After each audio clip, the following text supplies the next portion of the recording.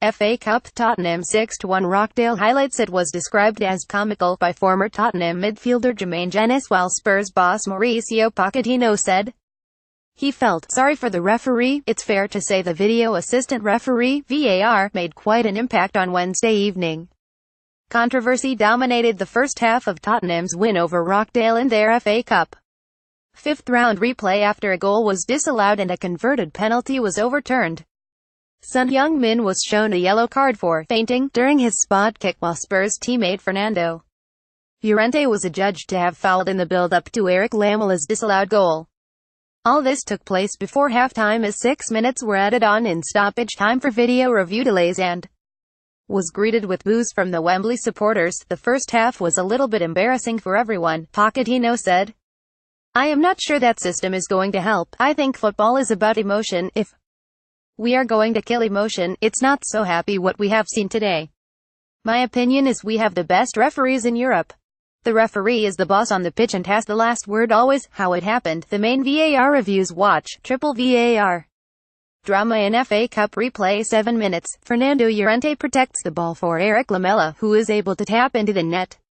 Referee Paul Tierney consults VAR for around a minute before the decision is made that Llorente fouled Rochdale's Harrison McGahey in the build-up. 22. Spurs winger Lucas Moura breaks into the box, dribbles past a couple of defenders and goes down under apparent contact from McGahey.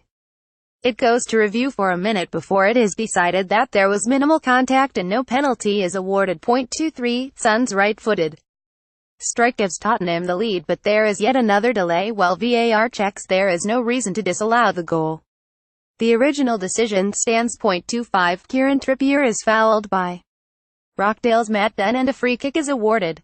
There is a delay before VAR decides the offense continued into the penalty area. 29. Son scores the penalty for Spurs, but Tierney blows his whistle immediately and addresses VAR. Son is shown a yellow card and is deemed to have fainted in the run-up to his spot kick. Goal is overturned and a free kick is awarded to Rochdale. 31. Rochdale's Stephen Humphreys equalizes after he is played in by a through ball from Andrew Cannon, but there is another short delay while VAR checks. There is no reason to disallow the goal. 45. A tackle by Eric Lamela on Callum Camps earns the Tottenham midfielder a yellow card, but Tierney consults VAR to confirm whether a red card should be shown. The decision to award a yellow card stands. 47. Llorente scores and VAR is checked to ensure there are no reasons to overturn the decision. The goal is awarded. 53. VAR is consulted yet again as Llorente scores Tottenham's third goal. 65. There is another brief delay as Tottenham's fifth goal, Son's second, is checked by VAR. The goal stands. Everyone was confused. What the managers said. Tottenham 6-1 Rochdale. VAR more confusing than helpful. Mauricio Pochettino. Tottenham manager Mauricio Pochettino: if my opinion is important, I think there's a lot of work to do because we need to talk to explain.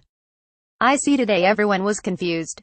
I am for new technology, but be careful how it is going to change the game. It's difficult for the referee. I feel so sorry for the referee, and more I feel sorry for the fans because it's so difficult to understand the situation. Rochdale manager Keith Hill: it was an education with VAR. I thought the confusion was as exciting as the way we tried to play.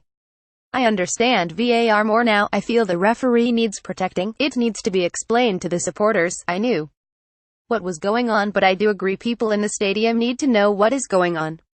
We haven't come up with an idea of people inside the stadium knowing what's going on. The supporters do need to be involved in the process. It would make the game better. Why are we hiding the decision? You have got to embrace it. I do think it will improve, but we have to protect the referee. Pundits' reaction: supporters at Wembley were not given information on what the VAR delays were discussing. Former England and Spurs midfielder Jermaine Jenas on BT Sport: VAR could be so good for the game. It's comical at times, how long it's taking and nobody knows what's going on. Mark Schwarzer on BBC Radio 5 Live: human error will still occur with VAR. Other sports have shown that, but it dramatically reduces the number of errors. If we can limit the errors and get the game flowing as much as we can, I think to lose some fluency is worth it. To get more of the decisions right. When it's straightforward, as it was in the second half, the referee could go through the goals quickly and there was Barely a pause. VAR is good for the decisions the referee didn't quite get right or maybe didn't even see. People will still celebrate, players will still continue, but I think once we get more clarity I think it will flow better. My question is this: why complicate it? Why can't we copy the rugby and the cricket? It would cut out so much confusion. Former Premier League referee Chris Foy on BT Sport. What's been misconstrued is that VAR looks at match-changing instances. Every time a goal is scored it is automatically checked. The referee feels there is a foul by Llorente in the disallowed Lamela goal. Without VAR I think that goal would have stood. What you had to say about VAR? We asked your opinions on VAR and you weren't shy about getting in touch. Tony, London, about 15 minutes after the goal. Is there a maximum time after a goal has been scored that VAR can disallow it? Can I celebrate Llorente's first goal? Matt, London, football has died a little for me today. Don't underestimate the damage this does to the game.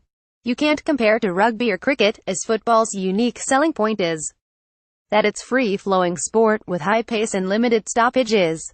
If this delay-ridden mess is how the future looks, then you'll have less kids putting jumpers down for goalposts in the future. Senzo, Ferrum, they should mark fixtures that use VAR so we can avoid them. This is not football as we know it. Former Tottenham midfielder and World Cup winner Ossie Ardiles had his say. I'd sooner VAR, or the use of it, resulted in a few incorrect decisions rather than suffer an injustice of the magnitude of Lampard's non-goal against Germany at the 2010 World Cup. Defy any England fan to disagree. Duncan, Isleworth, despite all the criticism VAR has got every decision right. Could this match go down in history as the most perfectly officiated game of football in history? Chris Robbins, the VAR process is farcical even when they get it right. Why don't they learn from rugby union who have the system spot on and everybody knows what is happening? Tim Dio, can we get a VAR decision on the VAR? Tottenham's official Twitter account had already celebrated the goal before it was ruled out. Charles Davy, exactly the same Luddite views about VAR were heard in cricket, tennis, and rugby. It takes one season and then it's an asset to the game. Martin Pritchard, at Wembley, and not one fan knows what's going on. This is the main problem with VAR. What's the point of paying to be at the game when you have no clue what's going on?